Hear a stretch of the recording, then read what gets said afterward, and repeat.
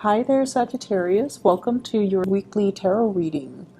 So, I want to talk to you guys about your love life, and I'm going to do this in a more intuitive way, mainly because I feel like the cards are telling a story, not in the depiction of the meaning of the cards, but more like it's telling the story, the beginning and towards the end of a relationship. And I feel like for many of you, this is a marriage, a significant type of a relationship where you've been together for many years. So it starts out here with the wedding, the coming together with the Four of Wands. And this is like you were very young. You were young and naive. And I almost feel like for many of you, you were like in your early 20s, very late 20s, getting into a situation with somebody. You had really, really high hopes, the nesting instincts. We're going to have a family, we're going to have children, everything is going to be great. And you were very, very starry eyed. And you went into this with a lot of optimism. And the person that you're dealing with, I feel like they were able to match you. So whatever you're bringing to the table, like financially, they were able to match with what you're bringing. And I also feel like this is a blessed union. There might have been somebody that fixed you up. There might have been like a mutual friend, a family member, somebody that you trust. So because you trusted that person, you trusted the union, you trusted that everything was going to work out. And so you were like starry-eyed and very optimistic that this union was going to be the happily ever after. And then I also feel as well, we have the Ten of Cups. The Ten of Cups is a card about children sharing a blessed union with another person. You were very in love with this person, and they vice versa were very in love with you. And I feel like, the more we begin to move away from the first two cards, the more the differences become a lot more glaring. So it was a very ideal match, mainly because you saw the other person as your soulmate. You saw the other person as like, that happily ever after. This person is so much like me. They understand me. They're antisocial just as I'm antisocial. They're blunt just as I'm blunt. And we're going to, create little children that are exactly like us. We're going to watch them grow. For some of you, you might have 3 children. There are 3 flowers there, and you're watching it unfold. You're watching the miracle of life happen, and you're in it, together. And we move along, and we have the Lovers. This is major life decisions. Some of you might have moved very far away to be with your romantic partner. Others of you, your romantic partner, might have moved really far away from you. They were either deployed, they had a job elsewhere, they had, it was like life was calling and we had to move together. I had to move to be with the other person. They have to move to be with me, or they had to move for a job. And so I feel like there was stability, but there was also turbulence. And I also feel like there was a third party as well interfering in the relationship that also led to a situation where it was very, very difficult for you to recover from it. So the relationship itself, there was a lot of joy. There was a lot of, it had a long history. So I feel like for many of you, you have been married to this person or have dated this person for a very, very long time. And you had overcome some major milestones with one another. So if you look at those masks, it's like one is happy and one is sad. So it's just like balancing out the good times and the bad times in this relationship. And balancing out, I feel like you had to, your role when your partner was not in the picture, you had to be the mom and the dad to the kids. And I feel like you did it with such grace, and you did it without complaining, and you did it with such dignity. And I also feel like if there were third parties interfering in the relationship, you never let it show. You might have been resentful inside, but no one knew about it. not even your best friend, not even your family members, not even, you know, the people that you confided in. You suffered in silence. And I feel like you internalize a lot of that pain. You never had an outlet for it. You never saw a therapist. Your partner, I feel like, you know, it wasn't so much forgiveness. It was just putting on a mask, pretending everything is okay, and possibly not confronting the relationship partner because you might have been in denial about it, or you didn't want the confrontation to break up the family unit because you really loved this person. And so we escalate here from something that is, you know, it started out with a very, very good beginning. The Four of Wands, like the hope, the optimism, and the similarities between the two of you. Ten of Cups. These are like, you know, peas in a pod. And then it becomes like this, the Five of Wands, where there's a lot of resentment. There's a lot of like interrogation. Where did you go? Who were you with? How late did you stay out?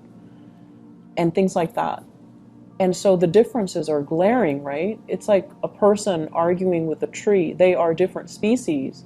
Whereas in your starry-eyed and optimistic stage, you thought the other person was exactly like you. And I feel like a lot of the times, you know, we get so wrapped up and we get so angry over failed relationships, was that if it's a significant relationship, it could be good or bad, but if it's significant, it taught us a lot about ourselves. And I feel like it taught you that,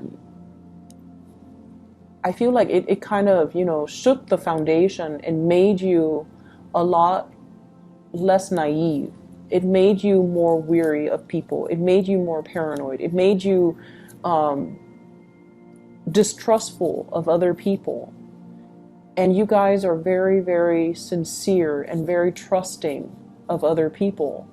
And so I feel like this relationship really did a number on many of you. And as a result of it, it kind of hurts you on a very innate level. And it's hard for you to recover from that and go back and bounce back to your optimistic self.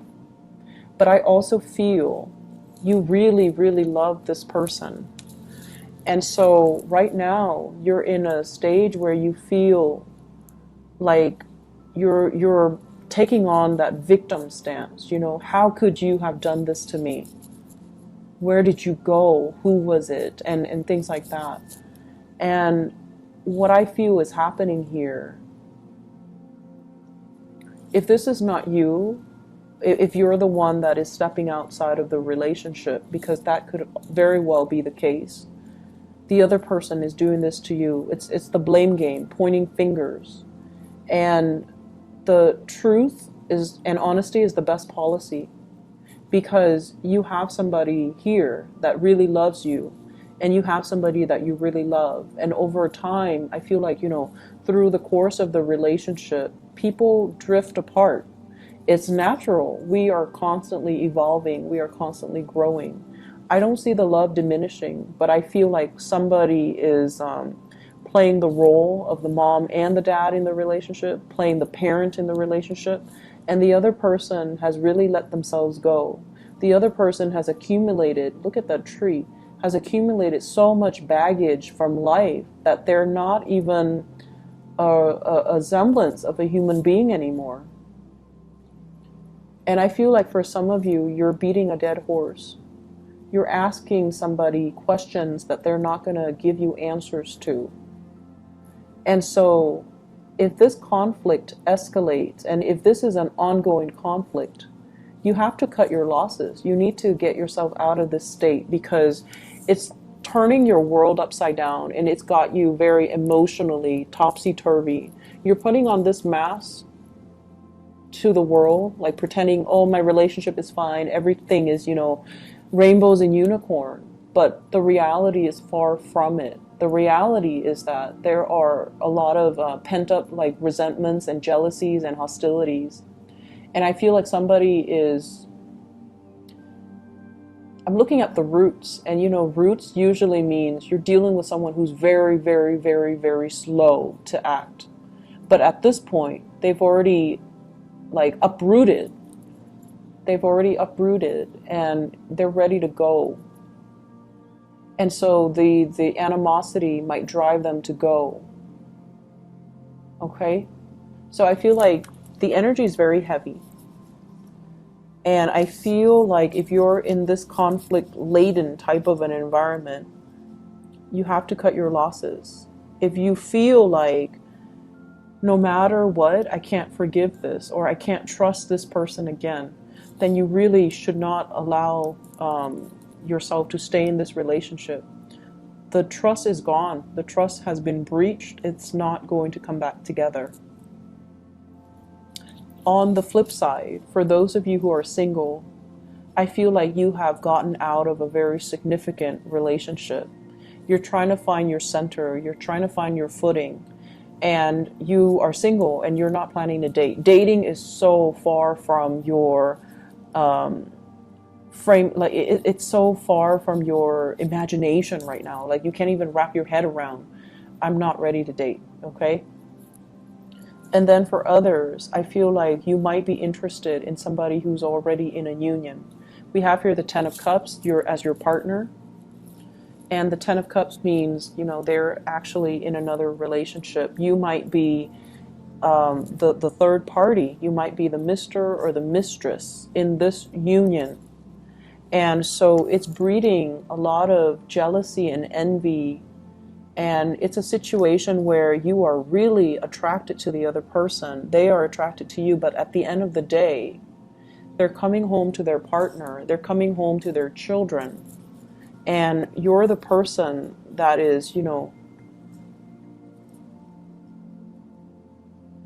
out here waiting for the other person to come back. It's like biding your time, you know, when are they going to be single? And I feel like it's not the best situation to be in, okay? I'm sensing for people who are newly married, there are some issues, and I'm looking at this, 4 of Wands and 5 of Wands. It's an escalation. The next one is the 6 of Wands. And the 6 of Wands is a really good card. So we have an escalation. 4 of Wands, which is a happy marriage. And then we have the 5 of Wands, which is conflict. So this is just a natural cycle. Don't let it deter you. Don't let it discourage you. The next one, 6 of Wands, is a victory card. So I feel like somebody's going to step up and do exactly what you want. Okay? And I feel that sometimes it takes conflict for us to finally voice our opinions and to give the other person a piece of our mind. And then once we give them a piece of our mind, it'll kind of spark some fire under them and get them to get moving. So I feel like you might be dealing with somebody who's very slow to act, and then conflict is the best way to get them to respond and to do something. Other areas of your life. What I'm feeling, first of all, from this spread here is the responsibilities of child rearing. It's overwhelming, okay? Maintaining the household, cooking, taking care of the kids, busing the kids from childcare to soccer practice, to school, to babysitter, to the movies, and then taking the kids and all of their friends, you know, to sleepover, to monitor, to go to school dances, like all the responsibilities of child rearing is becoming a lot more overwhelming. I'm also seeing as well the partner. So, you know, whenever we have kids, and I can't, you know, I've heard it from other people, but I can't really attest to it. I don't have children. But I feel like somebody feels neglected because now all the attention is on the children. So the relationship is between the mom and the child and the dad and the child, rather than between the mom and the dad as a married couple. So I feel like that can also interfere with the relationship here as well. But I feel like a lot of responsibilities, work and home, and trying to balance everything else. And I feel like, you guys have an abundance of energy.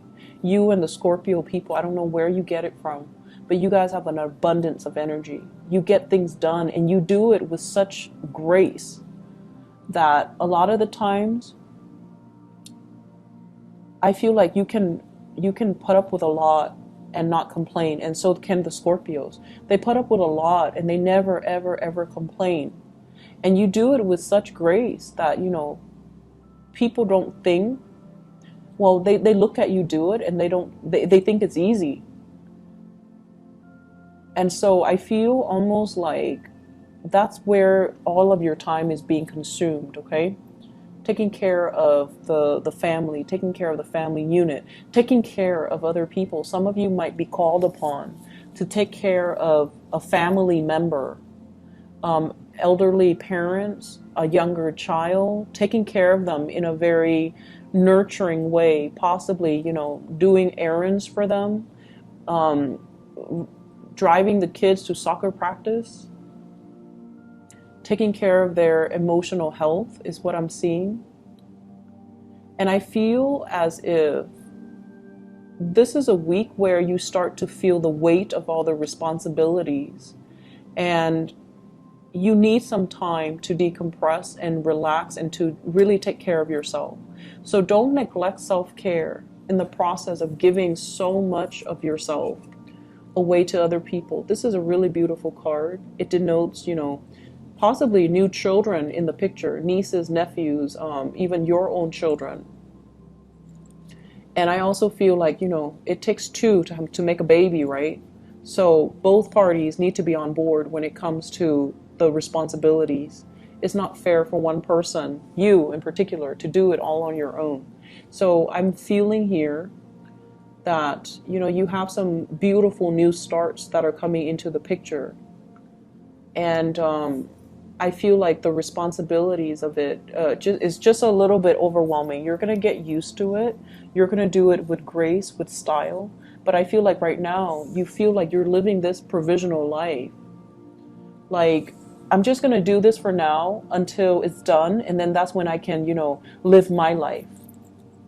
So it seems like this week is very temporary. Even in your love sector, it's almost like, okay, I just got out of a relationship. I'm just going to be single for now. When I'm ready, that's when I'll date.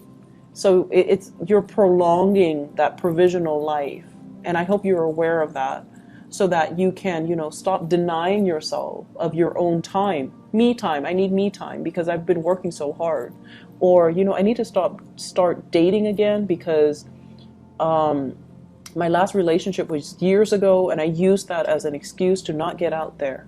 So I feel like you're prolonging something and you need to put an end to the procrastination, okay? I'm going to leave it at that, Sagittarius. I hope it is helpful for you guys. I wish you all the best, okay? And let me see if there is anything else coming in here. Let me see about your...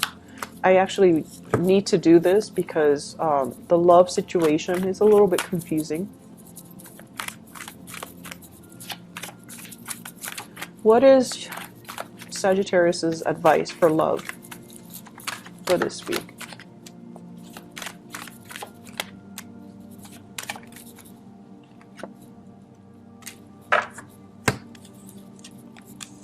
We have here the Page of Wands. This is news messages that's going to be coming in. It's coming in like invitation, somebody seeking you out. And they have here the Fool. You're going to be starting over. You're going to get a clean start. You're going to go out with new people. And then we have here the Ace of Swords. And the Ace of Swords is finality. Seeing somebody that you really like, or somebody is like eyeing you, possibly an air sign, Aquarius, Gemini, and Libra. This is somebody new. And we have a Gemini vibe here with the Lovers card.